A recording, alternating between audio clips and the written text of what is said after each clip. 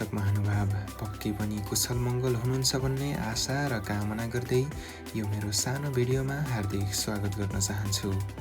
आज भने म पश्चिम नेपालको लुम्बिनी प्रदेशको पाल्पा जिल्लामा पर्ने गुहार थानाको माझकोट भन्ने डाँडोमा आइपुगेको छु। यसै ठाउँबाट वरिपरि देख्न सकिने गाउँ ठाउँका केही झलक भिडियोहरू तपाईहरू समक्ष देखाउने जमर्को गरेको छु। समुद्री सतहदेखि करिब 1600 मिटरको उचाइमा पर्ने यस सुन्दर डाँडामा आई ड्रोन शटबाट देखिएका केही दृश्यहरू देखाउने मेरो सानो प्रयास कृपया अन्तिमसम्म हेर्दै गर्नुहोस् है त।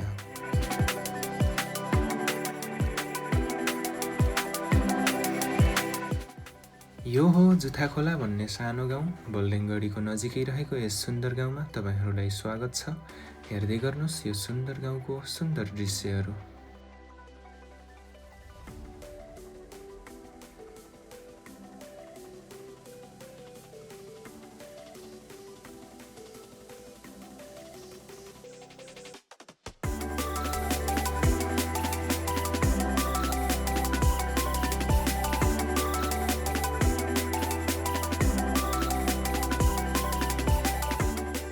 यो चाहिँ जुथाखोला भन्ने सानो गाउँको माथिल्लो तल। अहिले चाहिँ बर्सातको समय भएकाले चारैतिर सुन्दर जङ्गल र हरियालीले ढाकिएको यस सानो गाउँमा लगभग 14 जति घर रहेका छन्।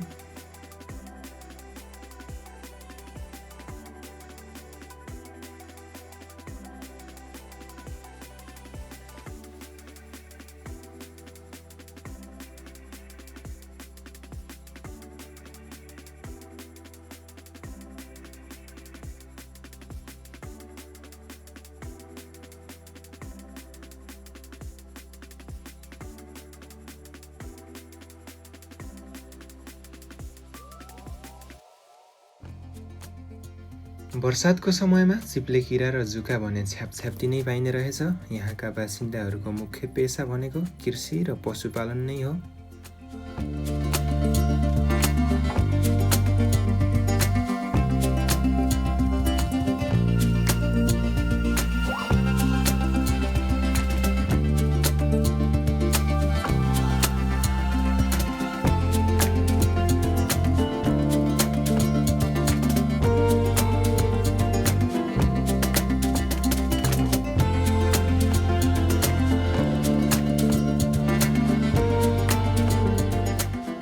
अब भने यही सुन्दर जुथाखोला भन्ने गाउँको पश्चिमी भागमा पर्ने धारापानी भन्ने गाउँतिर लागौँ। बिहानीको समयमा सूर्यको सुनौलो किरणसँगै देखिएका सुनौला दृश्यहरू हेर्दै गर्नुहोस् है त।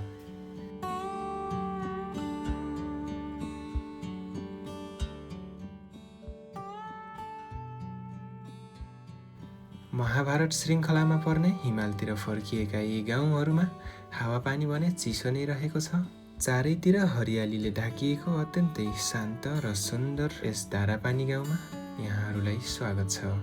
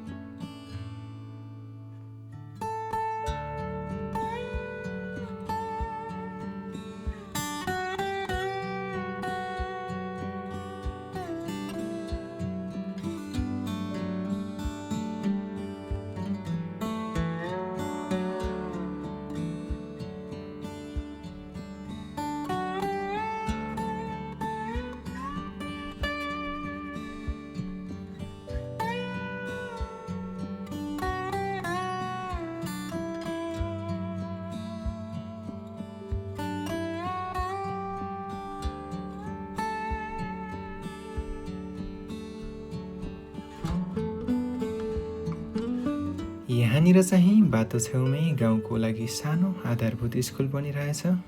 यहाँदेखि पश्चिमी भागमा भने जुथापौवा भन्ने गाउँ रहेको छ।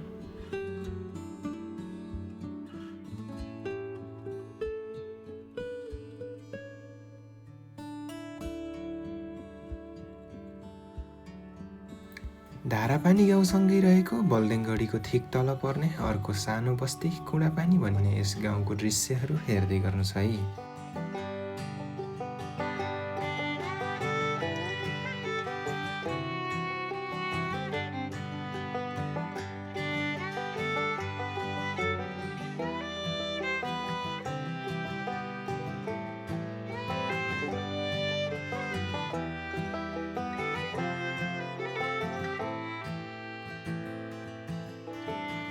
यो हो बल्देङगढी, अत्यन्तै सुन्दर र इतिहासले भरिपूर्ण गाउँ जसको भिडियो अगाडि नै बनाइसकेको छु।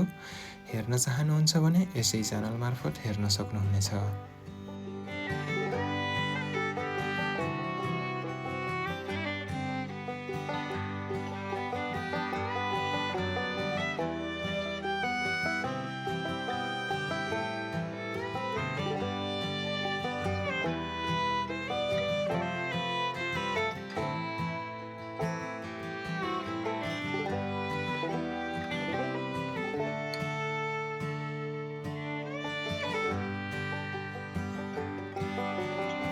प्रिय दर्शक महानुभाव, यी थिए माझकोट भन्ने डाँडादेखि दक्षिण पश्चिममा पर्ने ठाउँहरू।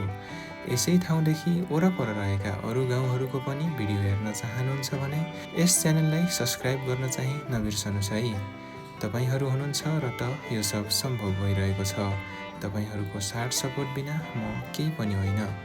हरेक गाउँठाउँको सुन्दरता र वर्तमान अवस्थालाई जस्ताको तस्तै झल्काउने मेरो सानो प्रयास के कस्तो लाग्छ सल्लाह सुझाव प्रतिक्रिया र साथ सपोर्टको आशा गर्दै भिडियो अन्तिमसम्म हेरिदिनु भएकोमा धेरै धेरै धन्यवाद भन्दै अर्को पटक भने अझै रोचक र रमाइला भिडियोहरू लिएर आउने बाचाका साथ बिदाई हुन चाहन्छु। नमस्कार।